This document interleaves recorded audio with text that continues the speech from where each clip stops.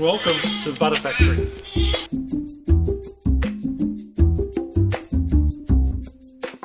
Ron, can you share with us what you've done to change this iconic industrial building into a livable home? Well, it's a big building, so we've had to do it in stages, and we're never going to finish that. But the first stage was to stop the building falling down. The second stage was really to make a comfortable living area. So to do that, we've taken over one of the big production rooms, formerly a production room. We started off by insulating the ceilings. It had the original sawdust insulation, but it wasn't sufficient, so we put in R6.0 bats on top of that. We've double glazed all the windows. We've triple glazed the door behind us. But we found that a lot of the issues were to do with drafts getting in. So we spent a lot of time in trying to track down the source of those drafts and then plugging them up. So what have you done to make the building more energy efficient? Insulation to start off with. We've put solar on the roof, so we have 10 kilowatts of solar sitting on the roof here.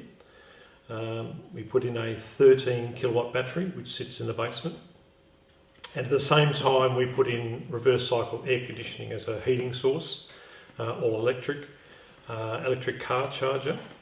So we've tried to move the building to be all electric and then tried to source that electric ourselves. We're not self-sufficient yet, but we have a whole lot more roof space that we can actually put solar voltaics on. That's interesting because originally the Yea Butter Factory offered Yea electricity as part of its... Correct. The Yea Butter Factory was the first electrical installation in Yea. You're running the full cycle back to being an all-electric building. Correct. And the Yea Butter Factory was originally built with a lot of sustainability factors in mind. Like the walls, it's designed to be cool. It's cool in summer to keep the butter cool. But what that means is in winter it's deathly cold. So the walls are 5 bricks thick. The windows were originally double paned, not double glazed, because they didn't have that technology then. So the factory was originally designed with sustainability in mind. And we've just added to that. One of the issues is the building was kept cool by having vents in all the walls, and that keeps the building cool in summer because at night they'd open up all the vents, let all the hot air out, let all the cool air in, and in the morning they'd close those vents off. But the vents are very drafty, so we've really had to insulate all those vents. The roof vents also need to be blocked off. So the butter factory wasn't particularly sealed in terms of drafts coming in, and we spent a lot of time and continue to do that, walking around with a candle trying to work out where the drafts are coming from and blocking them off. It's really important to look at how you contain the energy that you've used to cool the building or to heat the building by stopping it blowing out under the doorways. Correct. So all our doors have, I call them door sausages, to stop the air getting. That was one of the draft proofing measures that we put in place. Yeah. Now I notice you have 2 hot water services. Correct, and that was driven by the fact it's a big building. Like it's about 1,000 square meters of floor area. It's very long. So at the north end of the building where we're sitting now, which is where our apartment is, was originally an electrical storage heater, and we've replaced that with evacuated solar tubes on the roof. The trouble is, if you want that hot water to get to the south end of the building, if you remember the days when water was at a premium, we had to put a bucket of water under our shower to wait for the water to get hot and then use that bucket of water for something else. You'd fill a bathtub, such as the distance between this end of the building, other end of the building. The other end of the building originally had a instantaneous gas hot water system. We've replaced that with a heat pump. So it's really to save water more than anything. So we get hot water instantaneously wherever we are in the building.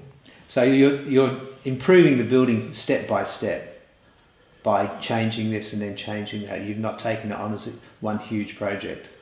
Some things we've done in one fell swoop.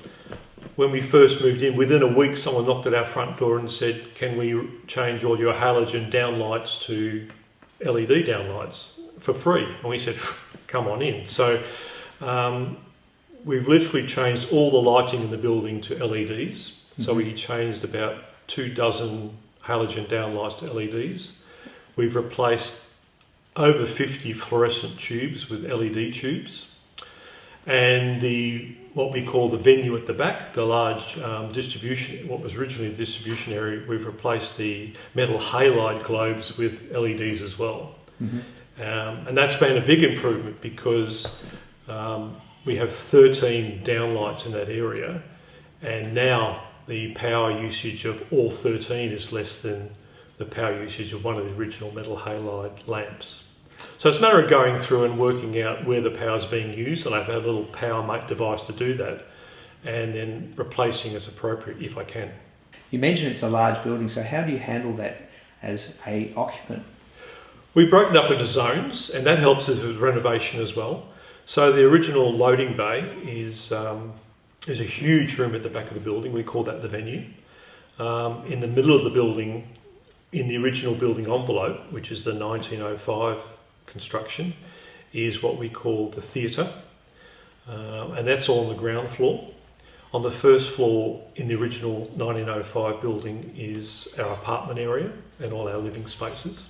So we broke it up into zones, and I guess from a renovation point of view, an energy efficient point of view, the main priority was to get our living zone to be energy efficient. So we've concentrated on first floor in the old building, but there's so much more to do. Tell me, we've spoken a lot about heating the building. Yep. How do you go about cooling the building on a hot summer's day? Well, this building was designed originally in 1905 to be cool. So basically we don't do anything. The ground floor is at 21, 22 degrees all throughout summer without any assistance at all. What we have done though is we've taken their philosophy of actually opening up on a summer night. So we've got security doors at both ends of the building, and in summer at night when the air temperature outside is cooler than inside, we just open the building up and leave it like that, and in the morning we close it all in again. And that keeps the building at a comfortable, mid-20s all throughout summer, which is what the building was originally designed to do. I suppose the final question is what are your future plans for this building? Well, as I said, the building renovation is probably beyond my lifetime. So we've now got the living area energy efficient. I still have my study, which is not in that envelope. And the whole south of the building hasn't been touched either. So it's a matter of going through. I think the stages would be double glazing the windows, knocking out drafts. I think if you can do those two, you're a long way to making the place more energy efficient. One of the issues with this building is all the rooms are very big. And when you're walking through the building, you can't heat the whole building up. So the strategy which I've used, or we have used, is that instead of heating the rooms, is to heat the body, right? Because when you think about it, you don't particularly want the room to be warm, you just want yourself to be warm.